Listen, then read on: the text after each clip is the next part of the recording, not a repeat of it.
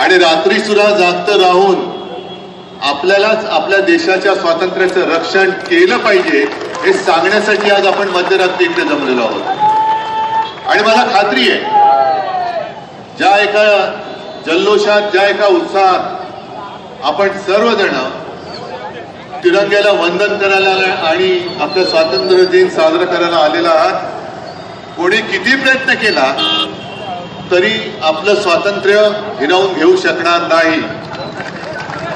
याचं कारण स्वकीय असो किंवा परकीय असो कोणाचे आम्ही गुलाम होणार नाही हा संदेश ज्यांना द्यायचा आहे तो आज आपण देत आहोत। आणि मला खात्री आहे की आता देशाला जी एक जाग आलेली आहे ही आलेली जाग बघितल्यानंतर आपल्या स्वातंत्र्याला आपल्या संविधानाला कोणी धक्का लावण्याचा प्रयत्न नाही। परत एकदा आपल्या सगळ्यांना शुभेच्छा देतो। धन्यवाद। जय हिंद, जय भारत। उद्धव ठाकरेंनी स्वातंत्र्य दिनानिमित्त शुभेच्छा ज्या आहेत त्या तिथं जमलेल्या शिवसैनिकांना दिलेल्या आहेत आणि त्यांनी आपल्या भाषणामध्ये स्वातंत्र्य दिनाचं महत्त्व देखील सांगितलंय। हे दृश्य आपण पाहतो आहोत ज्यावेळेला उद्धव ठाकरेंच्या हस्ते ध्वजारोहण कार्यक्रम पार पडला।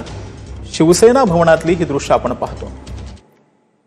तर ठाण्यामध्ये माजी खासदार राजन विचारे यांच्या उपस्थितीमध्ये 5 पाखाड्यातील चंदनवाडीतील ठाकरेंच्या शाखेत ध्वजारोहण पार पडले। खासदार राजन विचारे आणि त्यांच्या उपस्थितीमध्ये माजी सैनिकांच्या हस्ते ध्वजारोहण कार्यक्रम जो आहे तो पार पडलेला आहे। ठाण्याच्या चंदनवाडीमधील ठाकरेंच्या शाखेमध्ये हा आता ध्वजारोहणाचा कार्यक्रम पार पडला। यावेळेला माजी खासदार राजन विचारे देखील उपस्थित होते। माजी सैनिकांच्या हस्ते हा कार्यक्रम झाला।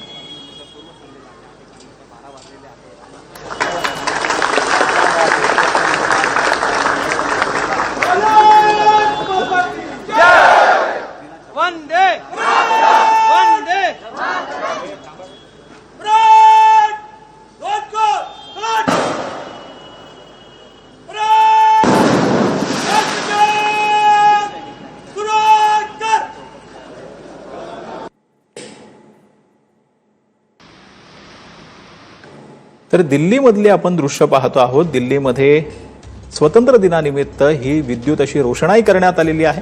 काश्मीर ते कन्याकुमारी पर्यंत ही विद्युत रोषणाई आपल्याला पाहायला मिळते। तर दिल्लीतील महाराष्ट्र सदनाला आकर्षक अशी विद्युत रोषणाई, तर काश्मीरमध्ये चिनाब नदीवरील सलाल धरणाला ही सुंदर अशी रोषणाई करण्यात आली। संपूर्ण भारतातील काश्मीर ते कन्याकुमारी पर्यंत अवघा भारत तिरंगामय झाल्याचं पाहायला मिळते। दिल्लीतील महाराष्ट्र सदनाला आकर्षक अशी विद्युत रोषणाई करण्यात आली। तर काश्मीरमध्ये चिनाब नदीवरील सलाल धरणाला देखील रोषणाई करण्यात आली। ही दोन दृश्य आपण पाहतो आहोत। दिल्ली आणि काश्मीर मधली ही दृश्य आहेत। अतिशय सुंदर अशी ही दृश्य आपल्याला पाहायला मिळत आहेत। डोळ्याचं पारणं फेडतील अशी ही दृश्य आपल्याला म्हणावी। काश्मीरच्या चिनाब नदीवरील सलाल धरणाला देखील रोषणाई करण्यात आली।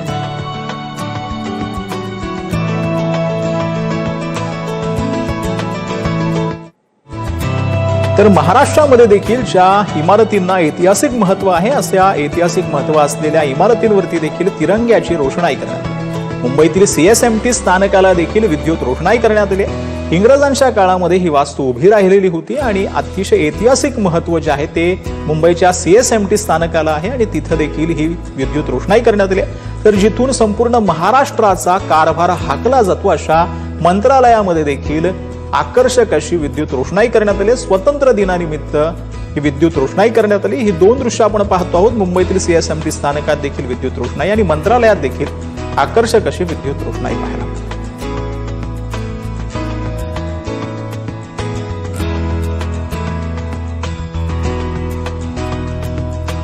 तर दोन्ही दृश्य आपण पाहतो आहोत ज्या विधान भवनांमध्ये अधिवेशन भरतं आणि महाराष्ट्रातील विविध आमदार आपले प्रश्न उपस्थित करतात अशा दोन विधान भवनावरती देखील एक मुंबईचं विधान भवन आहे तिथं देखील तिरंग्याची रोषणाई करण्यात आलेली होती।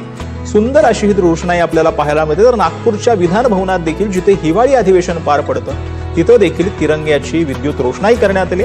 सुंदर अशी ही दोन्ही विधान भवनातील दृश्य आपण पाहतो आहोत। एक महाराष्ट्राच्या राजधानीतील आणि एक महाराष्ट्राच्या उपराजधानीतील म्हणजे नागपुरातील विधान भवनाची ही दृश्य आपण पाहिलं।